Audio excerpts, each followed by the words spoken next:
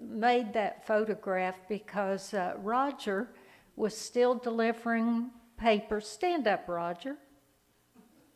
Please.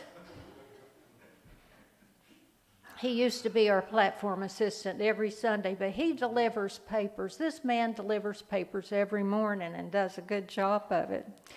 He was delivering papers that morning, and we lived down on the beach in Waveland, and Roger stopped by. This was when we were just told that we needed to stay 6 feet apart.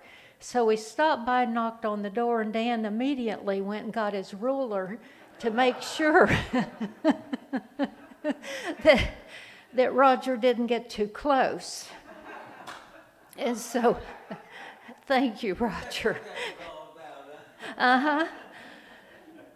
They just wanted to make certain they weren't too close together. I thought that was pretty cool.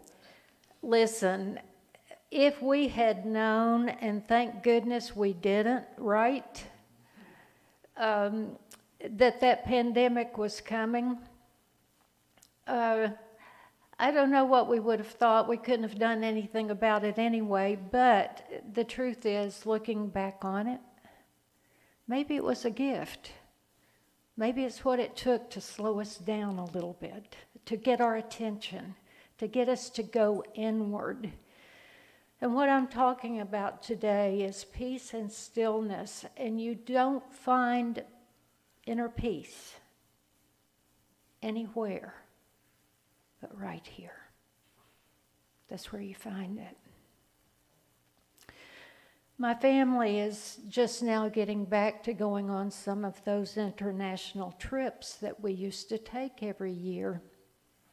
We started in 2016, and my daughter Sherry is the one that got the idea, and she said, well, let's go to Europe this summer. And I said, boy, sign me up. And so we started making a trip every summer. They're teachers, and so we had to fit in, Sherry and her husband, we had to fit in our trips with their schedules, and the kids were in school, of course. And I remember, and my son-in-law, Sherry's husband, Al, is a band director, and so I remember one of Andy's friend, Andy's my grandson, Al's son, and he said, after we'd gone on a couple of trips, the friend said to Andy, he said, what's your dad doing, selling drugs in the evening to afford those trips? He wondered how in the world we were affording going on those trips. And the truth is, you can prioritize your funds, whatever they are. You can. And then if you have a grandmother that just really, really wants you to go, there's always that. Yeah, there's always that, to have a grandmother that really wants you to go on these trips too. So anyway, one of the things that happens though, and it is that, and I had previously gone to England on 3 separate trips in the early 90s when I was still working at another job and worked for an English firm. So I had been to England a few times, and I had gotten accustomed to the jet lag, and don't know how many of you know how it feels when you travel, whether it's transatlantic, transpacific, Indian Ocean, wherever it is that you're going, that jet lag, and it catches up with you. And I know once when we got home, I said, you know what I think has happened? It's not just jet lag, and you lose those hours, and the body has a certain rhythm. And the way that the body knows when to sleep is that you must have a certain number of hours of darkness. And the truth is, I'll bet you that most people now don't have a full 5 or 6 hours of darkness where their body can get into the natural rhythm that it needs to be healthy. But we do need a certain amount of darkness. But we've got our blinking lights and our phones and this, that, and the other that we're thinking of and going to sleep. I even go to sleep sometimes, or just before going to sleep, with my Kindle. And I've made certain that the light is very dim on it because I know that that can keep you from sleeping too. But one of the things that I noticed when we had just gotten back from a long trip, and it just came to me that you're also experiencing a change of consciousness. Because from culture to culture, you find a different consciousness. And so as I leave the airport in Atlanta, there's a certain consciousness going on there, and then it hasn't had time to catch up by the time I land in London.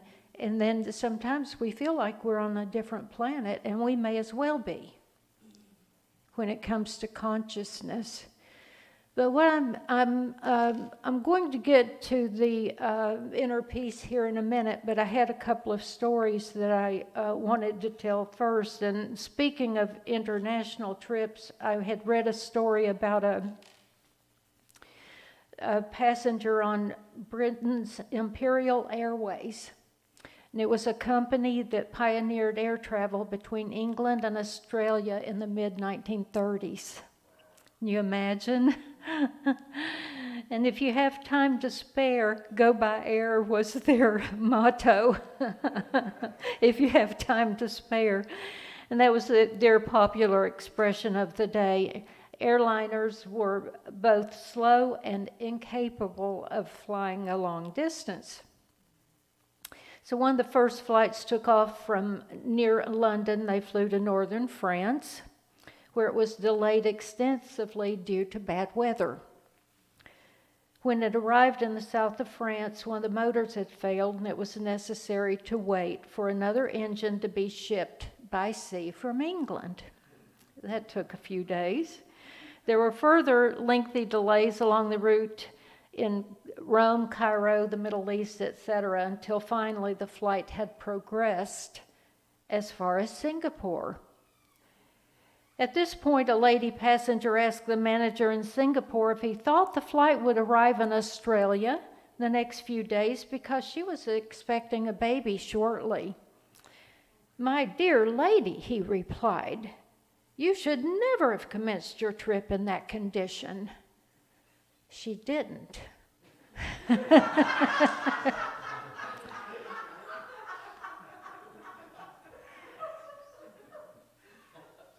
She said, "I wasn't pregnant when I left." And we complain about unexpected delays, huh? Can you imagine? We all know about that, don't we? Unexpected delays. And according to a Timex survey, human beings spend almost 6 months of their lives waiting in line for all different sorts of things. Can you imagine? Waiting.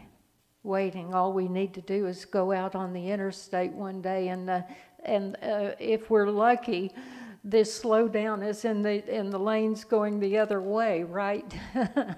I was coming from D'Iberville, where the kids live, the other day, and thankfully my lanes headed west on 10 were moving, but the others were stopped still. I don't know why, but I was being thankful that it wasn't me.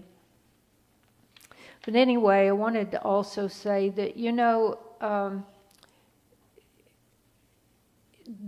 one of the ways that we spend our time waiting tells a lot about us, doesn't it? It really does. How we act when we're waiting for something, a delay. How did we act the full time during the pandemic? Were we screaming and yelling and complaining? I know a lot were. They were complaining about everything. I was in a library the other day. I was in an area and I needed to, we're having some construction done on our home, which is something we always do. I added up and we've now lived in 7 homes that we've been reconstructing while living in them.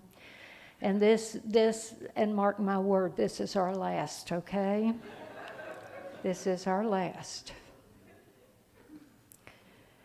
Anyway, I was out, and I won't say where, but there was a local library, and I knew that I needed to sit in the quiet and read and write a bit.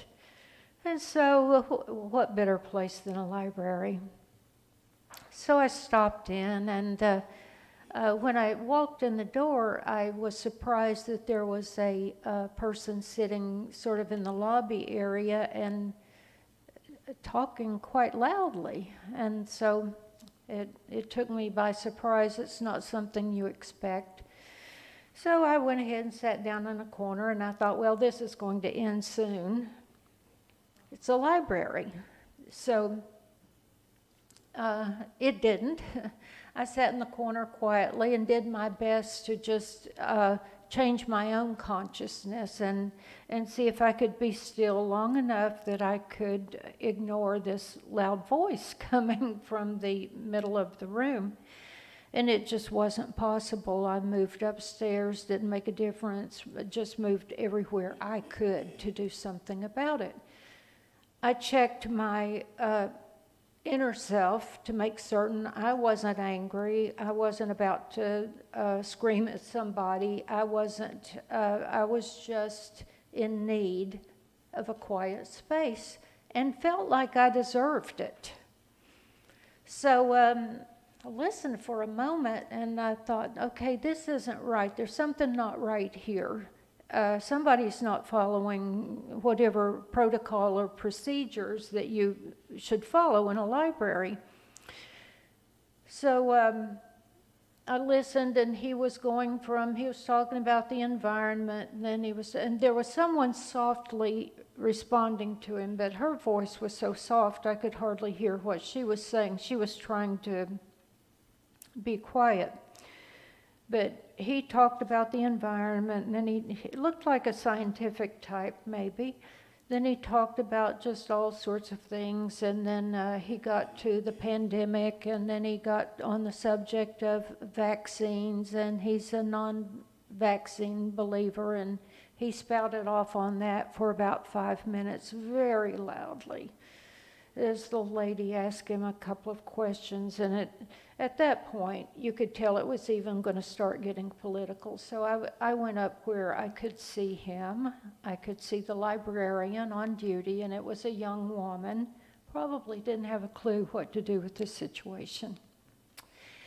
And then the soft-spoken woman that he knew that was responding to him.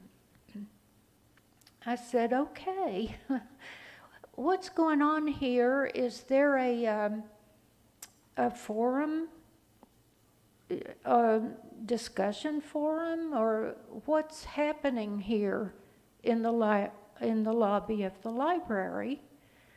I came here and I was very kind and gentle as I could be. I wasn't angry, but I knew I had a right to some peace and quiet here, and no one was getting it, and no one else was saying anything.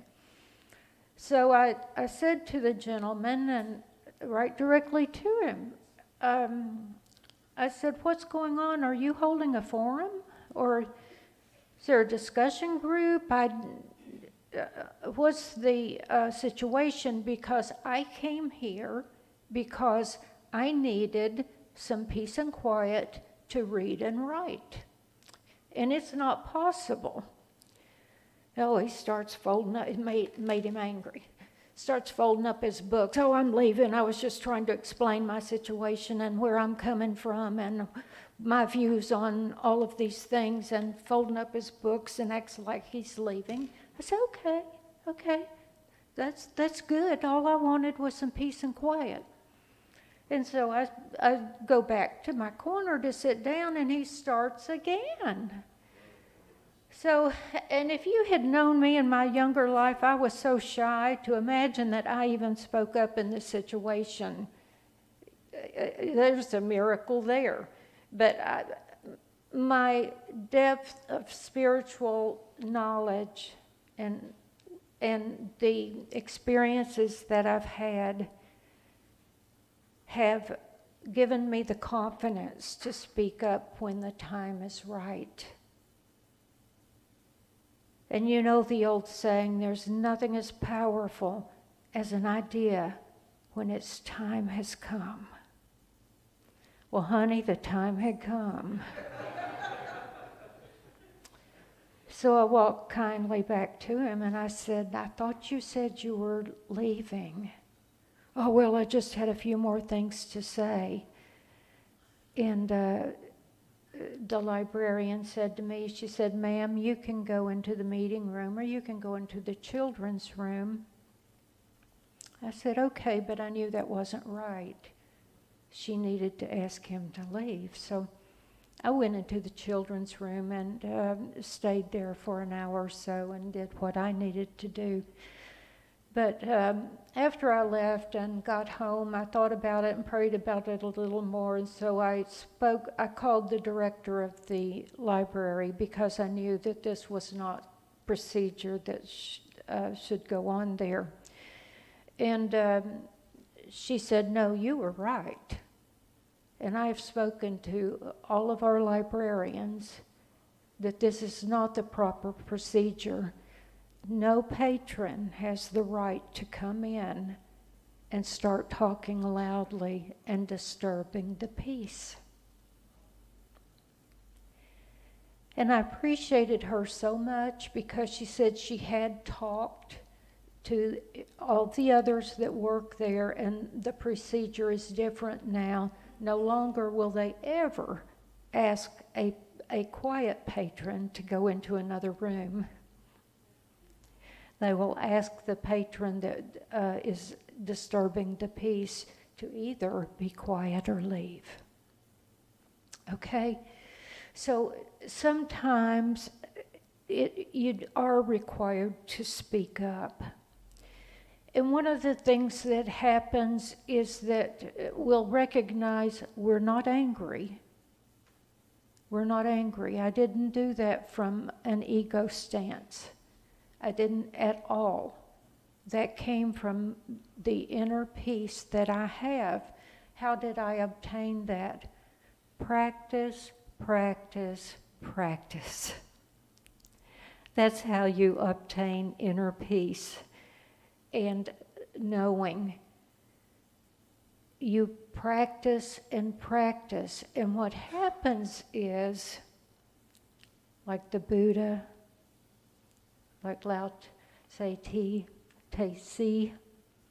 like Jesus, like so many others who have practiced these spiritual truths, you will know the truth and it will set you free. And you're not doing it out of ego to hurt anyone else. As a matter of fact, it helps the other person when they recognize that their behavior is not appropriate and will not be tolerated either. But what we need to do, let's say that you're in a situation where someone's just insulted you. And you really, they've got you going. And you're out of your center. You're off balance. I think Jesus, when he talked about the yoke and keeping the yoke balanced, he was also using that metaphysically to tell us in our lives we need to keep balance.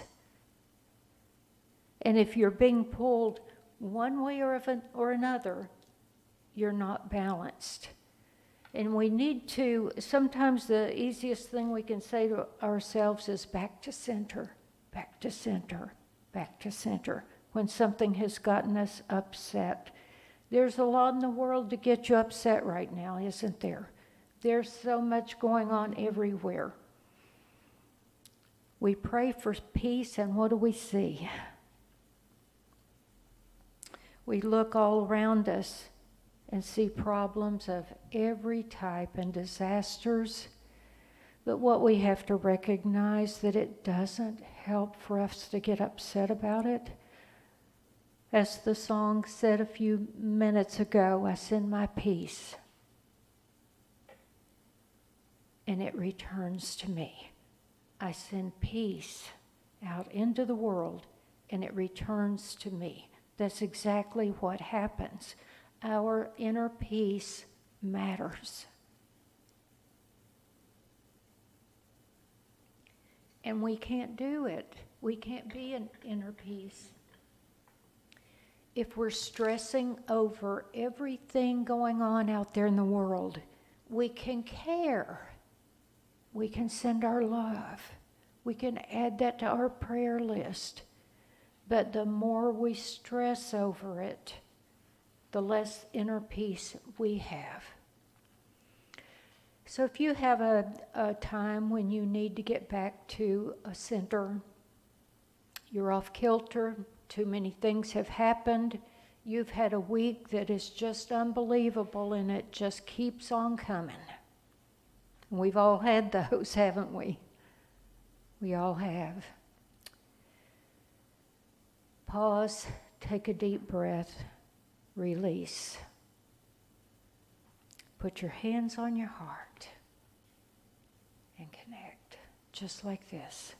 Put your hands on your heart. Breathe in with I am. Breathe out with in God. I am in God. I am in God.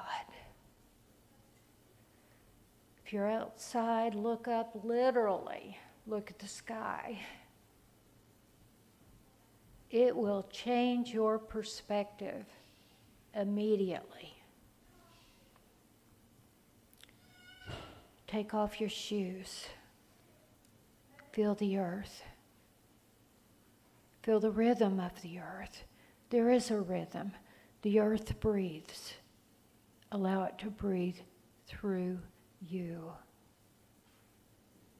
If you're really distraught and you need prayer, there's something I can guarantee that will settle you down. And that is to call Unity Prayer Ministries. And if you've never had that experience, I would ask you to do that today. Call them. Tell them you have a healing need. Tell them whatever it is that you need. You may even say, I need inner peace. Would you pray with me? And these prayer chaplains are trained. They're so wise. They're so in tune with God. It will change how you feel about what's going on in your life. It will change your day. It will change your week. And then think of 3 things that you're grateful for. Some things that have gone right in your life this week. 3 things.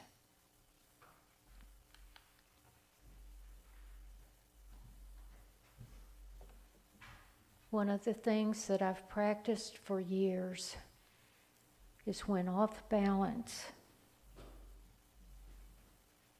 I close my eyes, remind myself by saying, back to center, back to center, back to center, back to peace, back to harmony, back to balance, back to love.